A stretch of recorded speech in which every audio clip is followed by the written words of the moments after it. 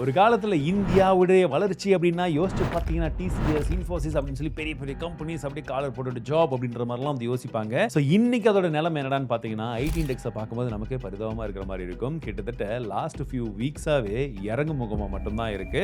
So இப்போ நிறைய பேர் கேட்கக்கூடிய கேள்விகள் ஐடி அவ்வளோதானா, திரும்ப இந்த மாதிரி ஐடி கம்பெனிஸ் ஏறுமா ஏறாதா, இப்போ இறங்கியிருக்கே சரி அட்லீஸ்ட் இந்த இடத்துல வாங்கலாமா வேணாமா அப்படின்றது போல நிறைய விதமான கேள்விகள் உங்ககிட்ட இருக்குன்றது எங்களுக்கும் தெரியும். ஸோ இந்த வீடியோல அதற்கான கிளியர் கட்டான ஆன்சர் உங்களுக்கு கிடைச்சிடும் வித் பியூர் டேட்டா. ஸோ இந்தியாவுடைய டாப் ஐடி கம்பெனிஸ் நீங்க எடுத்து பார்த்தீங்கன்னா அது எந்த அளவுக்கு ரிட்டர்ன் கொடுத்துருக்கு 2020க்கு அப்புறம் அப்படின்னு பார்த்தீங்கன்னா ரிட்டர்னே இல்லைன்றது தான் நிதர்சனமான உண்மை. டிசிஎஸ் இருக்கட்டும், இன்ஃபோசிஸா இருக்கட்டும், HCL இருக்கட்டும், இந்த கம்பெனி எல்லாமே பார்த்தீங்கன்னா 2020ல எந்த அளவுக்கு இருந்ததோ கிட்டத்தட்ட அந்த ரேஞ்சுக்கு வந்துருச்சு. மோஸ்ட் ஆஃப் த கம்பெனிஸ், அதாவது last 5 to 6 years nil return. Yes, last few டெக்கேட்ஸா இந்தியாவுடைய வளர்ச்சிக்கு மிக முக்கியமான பங்குல இருந்து பயங்கரமான ரிட்டர்ன்ஸ் கொடுத்த அந்த கம்பெனிகள் இப்ப சில ஆண்டுகளாவே அப்ப இங்க ஏதோ ஒரு விஷயம் நம்ம கண்ணு முன்னாடி நடந்துட்டு இருக்கு, நம்ம மிஸ் பண்ணிருக்கோம் தான் அர்த்தம். அது என்னன்றதை நான் சொல்றேன். ஃபர்ஸ்ட் வந்து பாத்தீங்கன்னா இந்த ரெவென்யூ ஸ்லோ டவுன் ஆயிருக்கிறது. இந்தியாவுடைய தலை சிறந்த 5 ஐடி கம்பெனிஸ் உடைய காம்பவுண்டட் ப்ராஃபிட் growth என்ன இருக்குன்றத பார்த்தோம் அப்படின்னா 3 இயர்ஸா இருக்கட்டும், 5 இயர்ஸா இருக்கட்டும், 10 இயர்ஸா இருக்கட்டும், இந்த லாஸ்ட் 10 இயர்ஸ் ஃப்ரேம்வொர்க்ல நீங்க பார்க்கும் பொழுதே பாருங்க ஆல்மோஸ்ட் சிங்கிள் டிஜிட்ல தான் இருக்கு. அண்ட் இது இன்னும் ஸ்லோ ஆகுறது நமக்கு விசிபிளா தெரியுது. அண்ட் ரீசெண்டா வந்து ரிப்போர்ட்லயும் என்ன சொல்றாங்கன்னு பார்த்தீங்கன்னா லாஸ்ட் 15 மந்த்தா ஐடி உடைய அவுட்லுக் ஓவராலாவே வீக்கா தான் இருக்குன்னு சொல்லியிருக்காங்க. அண்ட் 2027 28க்குமே இந்த growth எக்ஸ்பெக்டேஷன்ஸ் வந்து பார்த்தீங்கன்னா சிங்கிள் டிஜிட்ல தான் இருக்கு இந்த மாதிரி பெரிய கம்பெனிஸ்க்கே. அண்ட் இந்த வீழ்ச்சிக்கு மிக முக்கியமான காரணம் நம்ம எல்லாருக்குமே தெரிஞ்ச அந்த ஏஐ தான். Yes, of course. இப்ப இந்தியால இருக்கக்கூடிய இந்த ஐடி கம்பெனிஸ் எல்லாம் முக்கியமா என்னடா வேலை பண்ணாங்க அப்படின்னு சொல்லி நம்ம பார்த்தோம் அப்படின்னா பக் ஃபிக்ஸஸ் பண்றது, கோட் அப்டேட்ஸ் பண்றது, டேட்டா மைக்ரேஷன், டெஸ்டிங், இல்லாட்டி வந்து பார்த்தீங்கன்னா சப்போர்ட் சிஸ்டம், ஹெல்ப் டெஸ்க், இந்த மாதிரி விஷயங்கள் தான் ரிப்பீட்டா ரொட்டீன்ல வந்து கண்டினியூஸா செய்துட்டே இருந்தாங்க. என்ன பெரிய அட்வான்டேஜ்னா அமெரிக்கால இருக்கக்கூடிய ஒருத்தருக்கு அந்த வேலையை கொடுத்து அதிகமான காசை கொடுத்து வேலை வாங்குறதுக்கு பதிலா அந்த மாதிரி வேலையெல்லாம் அவங்க என்ன பண்ணாங்க, இந்தியாவுக்கு கொடுத்து இங்க ஒர்க் வந்து நடத்திக்கிட்டாங்க. பட் இப்போ இந்த ரொட்டீன் ஒர்க்கை செய்யறதுக்கு ஏஐ வந்துடுச்சுன்ற பட்சத்துல தான் இங்க பெரிய பிரச்சனை. ஏன்னா இந்த ஆந்த்ரோபிக் அப்படின்னு சொல்லக்கூடிய ஒரு பவர்ஃபுல்லான ஏஐ டூல்லாம் இப்போ ரீசெண்டா லான்ச் பண்ணாங்க பாத்தீங்களா, கிளாட் கோவர்க் அண்ட் கிளாட் கோட் ரீசெண்டா லான்ச் பண்ணியிருந்தாங்க பாத்தீங்களா, இதுதான் மிகப்பெரிய டிஸ்ட்ரப்ஷனை வந்து ஏற்படுத்தியிருக்கு. இது வந்து நம்ம ஊர்ல மட்டும் கிடையாது, அமெரிக்கால சேர்ந்து தான் இது நடந்திருக்கு. இது எந்த அளவுக்கு ஸ்கேரியா இருக்குன்னா கோடிங்க பத்தி சுத்தமா எதுவுமே தெரியாத ஒரு நபர் இந்த ஏஐ டூலை யூஸ் பண்ணி ஷார்ட் ஸ்பேன் ஆஃப் டைம்ல ஒரு ஆப்பை டெவலப் பண்ண வச்சு அதை டெஸ்ட்டும் பண்ணி அதை ஆப் ஸ்டோர்ல லான்ச்சும் பண்ணி இப்போ லைவ்லயுமே இருக்கு. இது எல்லாமே வித் ஜீரோ கோடிங் நாலேஜ். இது அவர் பண்ணதுனால மட்டுமே இது பெரிய விஷயமா நான் சொல்லலை. இப்போ இந்தியாவில் ஸ்ரீதர் வேம்பு சாரே வந்து பார்த்தீங்கன்னா ஜோஹோவுடைய இப்போ சீஃப் சயின்டிஸ்டாக இருக்காரு பாருங்க, அவர் தான் ஃபவுண்டர். இவரே என்ன சொல்லியிருக்காரு, எப்பா இந்த அளவுக்கு அட்வான்ஸ்மெண்ட்ல போகுது அப்படின்னா கோடிங்கை மட்டுமே நம்பி இருக்கக்கூடிய வாழ்வாதாரம் வைத்திருக்கக்கூடிய நபர்கள் இப்ப அடுத்த ஒரு சில விஷயங்களை பத்தியும் கத்துக்கணும், வேற ஏதாச்சும் லைவ்லிவுட்டுக்காக கத்துக்க வேண்டிய அவசியம் இப்ப வந்துடுச்சு அப்படின்றது போல ஒரு மிகப்பெரிய குண்டையும் தூக்கி போட்டிருக்காரு. அண்ட் இங்க ஷாக்கிங்கான ஃபேக்ட் என்னன்னா ஆந்த்ரோபிக் அப்படின்னு சொல்லக்கூடிய இந்த ஏஐ கம்பெனியில் ஒர்க் பண்ணக்கூடியதே வந்து பார்த்தீங்கன்னா 2500லேருந்து 3000 எம்ப்ளாயிஸ் தான் இருக்கிறதா சொல்கிறாங்க. அந்த கம்பெனியுடைய டோட்டல் வேல்யூவேஷன் அப்படின்றது 34 லட்சம் கோடி ரூபாய். ஆனால் இந்தியாவில் இருக்கக்கூடிய டாப் 5 ஐடி கம்பெனிஸ் எடுத்து பார்த்தீங்கன்னா அதில் வேலை செய்யக்கூடியவங்க அப்படின்றது 16 லட்சம் நபர்கள் வேலை செய்கிறாங்க. அண்ட் அந்த 5 கம்பெனியும் சேர்த்து அதோடைய வேல்யூவேஷன் பார்த்தா 25 லட்சம் கோடி ரூபாய் தான் வருது. பட் இந்தியன் ஐடி கம்பெனிஸுமே பார்த்தீங்கன்னா அவங்களுடைய எம்ப்ளாயீஸை இந்த ஏஐ மேலே ட்ரைனிங் எல்லாம் கொடுத்துட்டு தான் இருக்கிறாங்க. பட் அந்த ட்ரைனிங் எல்லாம் கொடுத்து கூட என்னடா பண்ணுறான்னு பார்த்தீங்கன்னா இந்த பேசிக் கோடிங், இந்த ப்ரொடக்டிவிட்டி, இந்த மாதிரி ரொட்டீனான ஒர்க்கை இம்ப்ரூவ் பண்ணுறதுக்கு மட்டும்தான் ஏஐ யூஸ் பண்ணுறாங்களே தவிர இதில் கிரியேட்டிவாக ஏஐ ஓனர்ஷிப்பை வச்சு எதுவுமே இல்லை. ஈவன் இன்னைக்கு தேதியில் இந்தியன் கம்பெனிஸ் ஏஐ அடாப்ட் பண்ணி ஒர்க் பண்ண ஆரம்பிச்சாலுமே இது எல்லாமே சர்வீஸ் பேஸ்டாக தான் இருக்கு. ரொட்டீன் அண்ட் ரெகுலர் ஒர்க்ஸ் தான் இன்னும் கொஞ்சம் எஃபிஷியண்டாக பண்ண ஆரம்பிக்கிறாங்களே தவிர கிரியேட்டிவ் பேஸ்டாக இல்லை. பட் வேறஸ் நீங்கள் யூஎஸ், சைனா, ஜப்பான் போன்ற நாடுகள், தாய்வான் போன்ற நாடுகள்லாம் வந்து பார்த்தீங்கன்னா அவங்க ஏஐ ட்ரிவனாக இருக்கிறாங்க. ஏஐ இனோவேஷன்ஸும் அவங்க கிட்ட அதிகமாக இருக்கு. ஸோ இங்கே எல்லாருக்குமே ஒரு பெரிய கேள்வி இருக்கும், ஒரு இந்தியன் இன்வெஸ்டரா எனக்கு இந்த மாதிரி ஏஐ டெக்னாலஜியில் இருக்கக்கூடிய கம்பெனிஸ்லேயே டைரக்டாக இன்வெஸ்ட் பண்ணுறதுக்கான ஆப்ஷன் இருக்கா அப்படின்னு. எஸ், பண்ண முடியும். இன்டர்நேஷனல் இன்வெஸ்டிங் பிளாட்ஃபார்ம்ஸ் ஐஎன்டி மணி போன்ற ஒரு சில ஆப்ஷன்ஸ் இருக்கு. நம்ம அதன் மூலியமாக யுஎஸ் ஸ்டாக்ஸ்ல டைரக்டாவே இன்வெஸ்ட் பண்ண முடியும். அப்படி இல்ல யுஎஸ் ஸ்டாக்ல டைரக்டா இன்வெஸ்ட் பண்றது ரொம்ப ரிஸ்கியா இருக்கும். அண்ட் வந்து பார்த்தீங்கன்னா, அது கொஞ்சம் காம்ப்ளிகேட்டடாவும் இருக்கும்னு நினைக்கிறவங்களுக்கு, நம்ப மத்த நாடுகள் இப்ப எக்ஸாம்பிள்க்கு தாய்வான், சைனா இல்ல சவுத் கொரியா இந்த மாரி நாடுகள்ல நம்ம முதலீடு பண்ணணும்னாலுமே, அதையுமே நம்ப யுஎஸ்ல லிஸ்ட்டா இருக்கக்கூடிய இடிஎஃப்ஸ் மூலியமா இன்வெஸ்ட் பண்ண முடியும். எந்தெந்த நாடுகளுக்கு எந்தெந்த மாரி இடிஎஃப்ஸ் இருக்குன்ற ஒரு எக்ஸாம்பிள் உங்ககிட்ட காமிக்கிறேன். இப்ப எக்ஸாம்பிள்க்கு தாய்வான்ல இருக்கக்கூடிய கம்பெனிகள நான் இன்வெஸ்ட் பண்ணணும்னு நினைக்கிறேன்னா, அத பேஸ் பண்ணக்கூடிய இருக்கக்கூடிய இடிஎஃப்ஸ் இருக்கு இல்லையா? யுஎஸ்ல நான் அதுல இன்வெஸ்ட் பண்றேன். எப்படின்றத காமிக்கிறேன். ஸோ இப்ப பார்த்தீங்கன்னா, நான் ஐஎன்டி மணி ஆப்ப ஓப்பன் பண்ணிட்டேன். கீழ யுஎஸ் ஸ்டாக்ஸ்ன்னு இருக்கு. அத கிளிக் பண்ணிட்டு மேல சர்ச் ஐகான கிளிக் பண்ண உடனே பார்த்தீங்கன்னா, இந்த இடத்துல நான் எந்த இடிஎஃப்போ அந்த இடிஎஃப்ப போடுறேன். இப்ப எனக்கு தாய்வான் வேணும். ஸோ தாய்வான் எம்எஸ்சிஐ இடிஎஃப் ஐ ஷேர்ஸ் அப்படின்னு இருக்கு. இது எக்ஸாம்பிள்க்கு தான். இது இன்வெஸ்ட்மென்ட் ரெக்கமெண்டேஷன் கிடையாது. கீழ பை அண்ட் எஸ்ஐபி அப்படின்ற 2 ஆப்ஷன் இருக்கும். இப்ப நான் பை கிளிக் பண்ணிட்டேன்னா, இந்த இடத்துல ஷேர்ஸ் அண்ட் டாலர்ஸ் அப்படின்ற 2 ஆப்ஷன் வருது. ஷேர்ஸ் அப்படின்னா, எனக்கு இந்த இடிஎஃப் உடைய 1 ஷேர், 2 ஷேர், 3 ஷேர், 10 ஷேர் எவ்வளோ ஷேர வாங்கணுமோ நான் வாங்கிக்கலாம். இல்லப்பா காசு ரொம்ப அதிகமா இருக்கு. நமக்கு அவ்வளோலாம் போட முடியாதுன்னு நினைச்சீங்கன்னா, நீங்க டாலர்ஸ குடுத்துட்டு எந்த அமௌண்ட்க்கு நீங்க இந்த ஷேர்ல ஒரு பங்கு வாங்கணும்னு நினைக்கிறீங்களோ, இப்ப எக்ஸாம்பிள்க்கு $72.88 இருக்கு. நான் $20 தான் வாங்கணும்னு நினைக்கிறேன்னா, ஜஸ்ட் நான் $20 அப்படின்னு போட்டேன்னா, இந்த $20க்கு உரித்தான ஃபிராக்ஷனல் ஷேர்ஸ் வந்துரும். அண்ட் திரும்பவும் நீங்க விக்கும்போதும் கீழ செல் அப்படின்ற ஆப்ஷன் இருக்கும். நீங்க விக்கணும்னா தாராளமா வந்து வித்துக்கலாம். இதுதான் ரொம்ப சிம்பிள். அண்ட் இல்ல நீங்க இத எஸ்ஐபி போடுற மாரி இருந்தா, இங்க எஸ்ஐபி ஆப்ஷன் இருக்கும். இத கிளிக் பண்ணிட்டு உங்களுக்கு எஸ்ஐபி அமௌண்ட் இந்திய ரூபாயில எவ்வளோன்றத நீங்க இங்க வந்து போட்டுக்கலாம். அது மந்த்லியா, வீக்லியா அப்படின்ற ஆப்ஷன் இருக்கு. பிளஸ் எந்த டேட்டுக்கு அப்படின்றத நீங்க வந்து குடுத்துக்கலாம். எவ்ரி மந்த் பர்ட்டிகுலர்லி அந்த டேட்டுக்கு உங்களுக்கு ஆட்டோமேட்டிக்கா நம்ம இங்க எப்படி மார்க்கெட்ல இருக்கோ அதே மாரி எஸ்ஐபி அமௌண்ட் கட் ஆயிடும். மத்தபடி டிவிடெண்ட் ரிப்போர்ட், நம்மளுடைய டாக்ஸ் ரிப்போர்ட்ஸ் இது எல்லாமே அதே இடத்துல இருக்கும். நமக்கு இன்னும் கொஞ்சம் ஐடிஆர்ல ஃபைல் பண்ணும்போது ஈஸியா இருக்கும். ஸோ நானுமே ஏற்கனவே யுஎஸ் மார்க்கெட்ல இன்வெஸ்ட் பண்ணிக்கிட்டு இருக்கேன். பட் யுஎஸ் மார்க்கெட் மூலியமாகவே நம்ம மத்த நாடுகள்லயும் இன்வெஸ்ட் பண்ண முடியும் அப்படின்றது எனக்கு கொஞ்சம் புதுசா தான் இருந்தது. ஸோ அதை எப்படி இருந்ததா உங்ககிட்ட ஷேர் பண்ணியிருக்கேன். இஃப் இன் கேஸ் நீங்க ட்ரை பண்ணணும்னா ஐஐடி மணியோட லிங்க் டிஸ்கிரிப்ஷன்ல இருக்கும். தாராளமா செக் பண்ணி பாருங்க. பட் இங்க கண்ணுக்கு தெரியாத ஒரு காம்படிஷன் இருக்காங்க. அவங்க யாருன்னா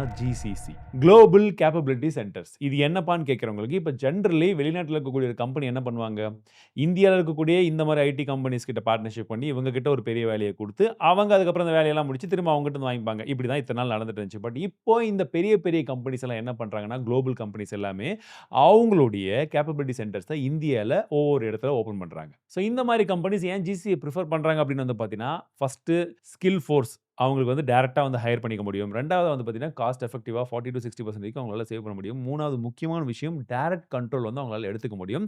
அவங்களுடைய வேலைய முடிக்க செய்யறதுக்கு. அண்ட் டைரக்ட்டா இருக்கக்கூடிய பெஸ்ட் எம்ப்ளாயீஸ் அவங்களுக்கு கீழயும் இருப்பாங்க. அவங்களுடைய டேட்டா மற்றும் ஐபியை புரொடெக்ட் பண்ற மாரி இருக்கும். ஃபாஸ்ட்டா டிசிஷன் எடுக்கிறதுக்கு இன்னுமே ஹெல்ப்ஃபுல்லா இருக்கும். ஈவன் நீங்க ஒரு வெளியில இருக்கிற எந்த ஒரு கம்பெனி கிட்ட குடுத்தாலுமே ஒரு 10 ஸ்டெப் போறத விட, டைரக்ட்டா 2 ஸ்டெப்லன்னா எந்த அளவுக்கு வேலை ஆகும்? அந்த மாரி தான். இன்ஃபாக்ட் சொல்லப்போனா, இப்ப இந்த ஜிசிசி மூலியமா பண்ணக்கூடிய வொர்க்ல ஒரு சில வொர்க்ஸ் எல்லாம் தான் வந்து பார்த்தீங்கன்னா, இந்த பெரிய பெரிய கம்பெனிஸ்க்கெல்லாம் முன்ன போயிட்டு இருந்தது ஐடி கம்பெனிஸ்க்கு எல்லாமே. ஸோ இப்போ இந்த ஜிசிசிஸே டைரக்ட்டா இந்தியன் ஐடி கம்பெனிஸ்க்கான காம்படிஷனா தான் இருக்கிறாங்க. இன்னும் சொல்லப்போனா ஒரு ஷாக்கிங்கான நம்பர்ஸ் வந்திருக்கு. 1850க்கு மேற்பட்ட ஜிசிசி வந்து பார்த்தீங்கன்னா, இப்ப இந்தியால இருக்காங்க. கிட்டத்தட்ட 20 லட்சத்துக்கு மேல எம்ப்ளாயீஸ்க்கு வந்து அவங்க வேலை வாய்ப்பு வந்து குடுத்துருக்காங்க.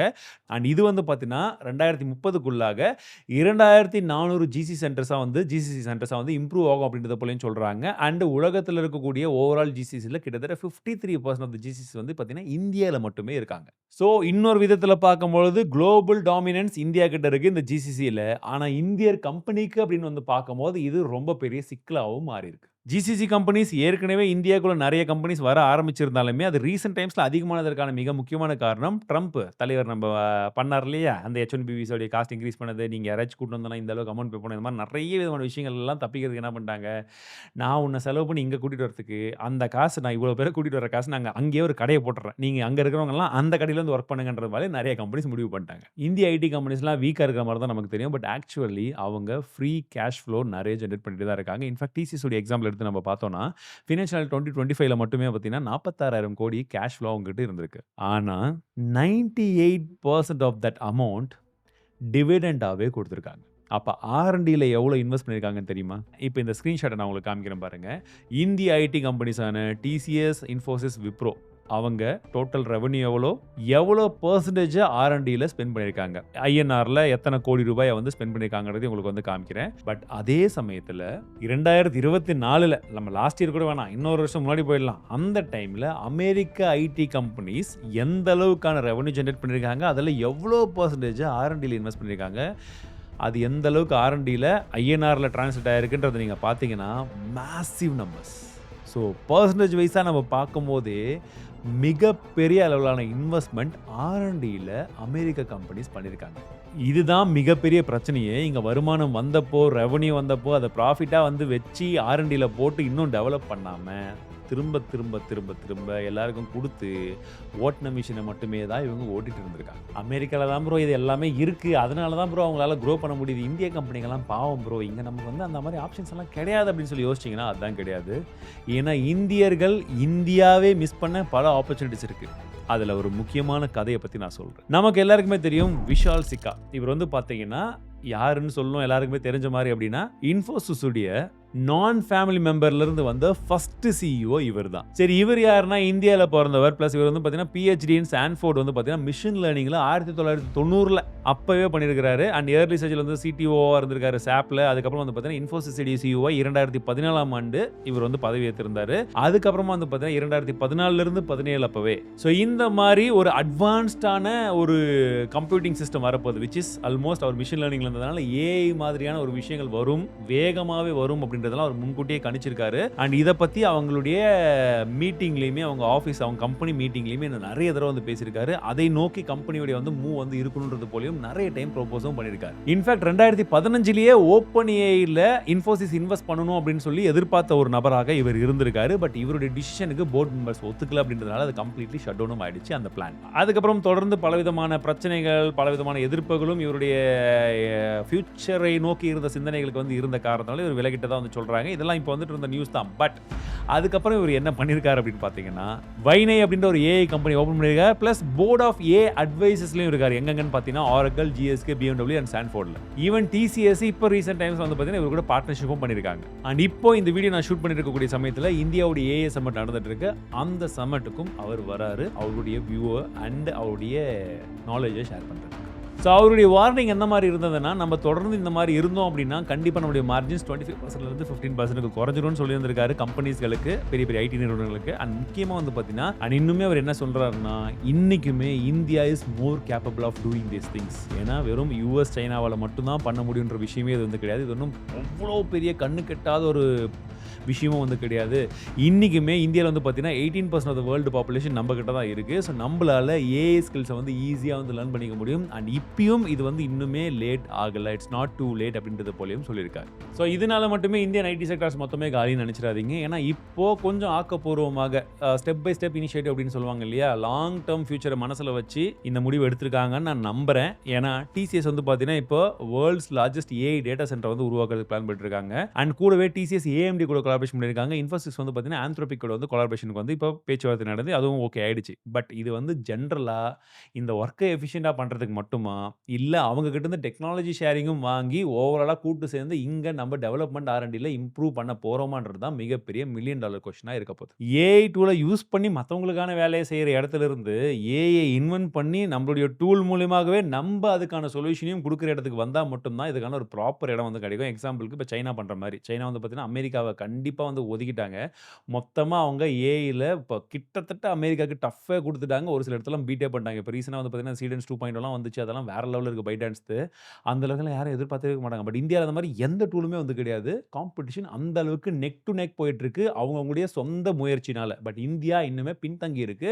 எதையாச்சும் யூஸ் பண்ணிக்கலாம்னு சொல்லி. அப்படி இல்லாமல் இந்த ரேஸில் ஓடுறதுக்கு முயற்சி பண்ணால் மட்டும்தான் கொஞ்சமாக பாசிபிள் ஆகும். ஒருவேளை நீங்கள் US மார்க்கெட் இன்வெஸ்டிங் இதெல்லாம் ட்ரை பண்ணி பார்க்கணும்னு நினைச்சீங்கன்னா லிங்க் டிஸ்கிரிப்ஷன் இருக்கும், தாராளமாக அதை செக் பண்ணி பார்க்கலாம். அண்ட் இந்த வீடியோ உங்களுக்கு பிடிச்சதுன்னா மறக்காம லைக், ஷேர் அண்ட் சப்ஸ்கிரைப் பண்ணிக்கோங்க. மீண்டும் அடுத்த சந்திக்கிறேன். வாழ்க தமிழ்.